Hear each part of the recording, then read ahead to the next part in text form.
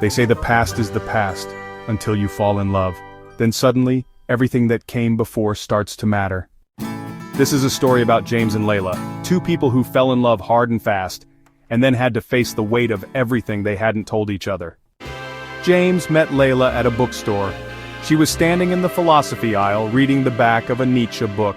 He cracked a joke about existential dread, and somehow, that led to coffee.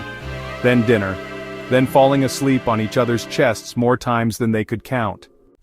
They were both in their early 30s, not new to love, not naive, but this time felt different. After 3 months they were all in, talking about the future, traveling together, meeting each other's friends, and then one night the topic came up. It always does. They were in bed, staring at the ceiling, when James asked, "Were you ever in love before me?" Leila hesitated. "A few times," she said, "but one that really hurt." That night, they both opened up, slowly, cautiously, like walking on cracked ice.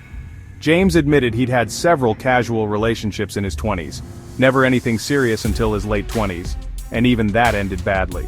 Leila talked about a long relationship with someone who cheated, and a few reckless decisions she made afterward that she wasn't proud of. James tried to stay cool. He nodded, listened, but something inside him twisted.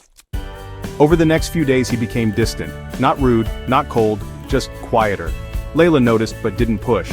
Then one night after dinner it all came out.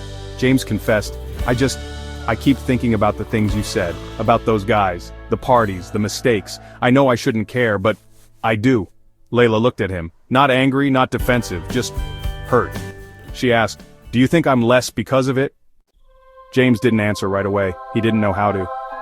"I don't," he finally said, "but it's hard not to picture it, to wonder how I compare." Leila nodded. "I get it. But that's your insecurity, James, not my sin." Silence. "I can't change my past. But I chose you.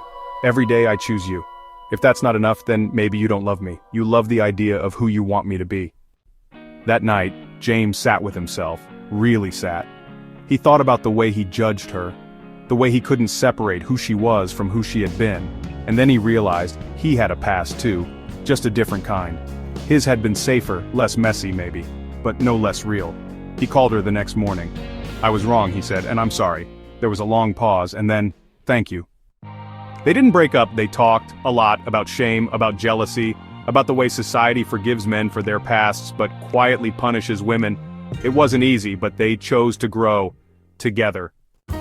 In the end, love isn't about finding someone with no history. It's about accepting the full story, even the chapters you weren't there for. Because the truth is, we all come with a past. But what matters most is what we do with the future.